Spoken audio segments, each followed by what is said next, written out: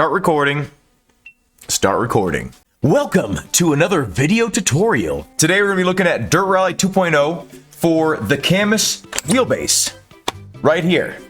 Yeah, awesome wheelbase, 15 Newton meters, $500, incredible. Today we're going to be looking at a force feedback profile that I've developed for it. You gotta treat your wheel right, you know. So we need to go to vibration and feedback. So what we're looking at here is self-aligning torque is set for 38. Self-aligning torque is if you let go of the wheel based on how much throttle input you're giving or how fast you're going, it'll start to self-center. Wheel friction is set for 63. Now wheel friction, it's to replicate the tires, you know, having some physical resistance on the ground. The shaft and everything, like all the parts working together, there's friction involved. Tire friction, 32. Tire friction is when you're driving along in this game and you go to turn, your tire's gonna resist the turn a little bit. Suspension, 150. Now that one's important to, like when you go off road and your tire is digging into the wrong part of the ground, your wheel's gonna be like, ugh, it's gonna jerk it out of the hands. And that's what it feels like in real life when you mess up. Collision is set to 150. And again, that's just a penalty, a reminder that you messed up. Obviously, in real life, you know, your body would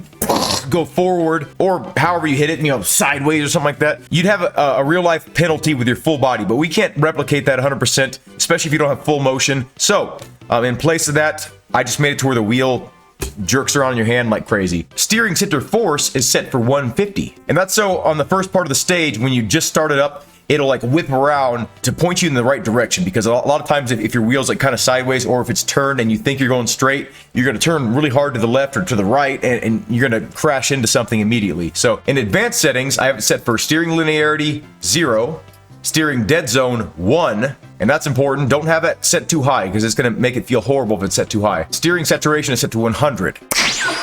Steering wheel angle is set to 900 degrees. That's what my real car is in real life, and that's why I have it set for it in this game. Muscle memory is important to me to retain. Power is set to 80%. Effects ratio is set to 100%. Natural damper, 0. Natural friction, 70%. And natural inertia and idle spring is set to 0. So let's go ahead and play some, show you what it feels like, and try to explain what it feels like. So I can feel the road texture through the wheel. I can feel when I go off, like I can feel a little extra resistance when I hit these little bumps in the road and the little lines. I can feel all that. Let's see what it feels like when you jump here. Yeah, I can feel like when you land with the front tires, you can feel the wheel kind of straightening back out. You can definitely feel like if you go over a curb or something like that. This little lip right here,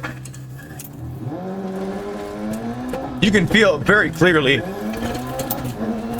And it feels really realistic, honestly. Yeah, this feels really good. It's not like super difficult to turn the wheel when you're just kind of like turning, which it shouldn't. Like you only feel like a lot of resistance when you go over some kind of bumps, some unevenness of the road, because that's the point of power steering, is so you can, you know, turn when your wheels are going through some pretty, you know, stiff forces. If you can see the texture of the road here, it's like all over the place. Watch. Like it really translates all that extra road texture or road bumps or whatever you want to call them to your hands really well. A lot of people seem to think that having heavy force feedback on their wheelbase equals realism. And that's just not true. Struggling. Like, no. Now, there's a lot more imperfections typically on the dirt. So the wheel can like rip out of your hands if you hit like a ditch or something like that, right? And that's what I'm replicating here with these settings. That's why the suspension setting needs to be so high. So based on what your suspension is doing in this game, your wheel will respond appropriately. If you're on a nice flat piece of dirt or asphalt in this game, the wheel's not going to be going all crazy and hard to turn and all that kind of stuff. It's only going to be hard to turn when you're turning and you hit like a bump or something like that. And then it's going to kind of try to rip it out of your hand a little bit. And that's what it feels like in my real car. And that's why I'm trying to replicate that. Yeah, the settings feel great. They feel pretty damn realistic. Slow 6 left. And this is definitely something I can recommend for any CAMMUS user. You know, it lets you feel the car, everything it's doing, but it's not exaggerated, you know? It's just telling you what you need to know. So, let me know how these settings felt for you. Have a good day. Thank you all for watching, and I hope to see you in a future tutorial.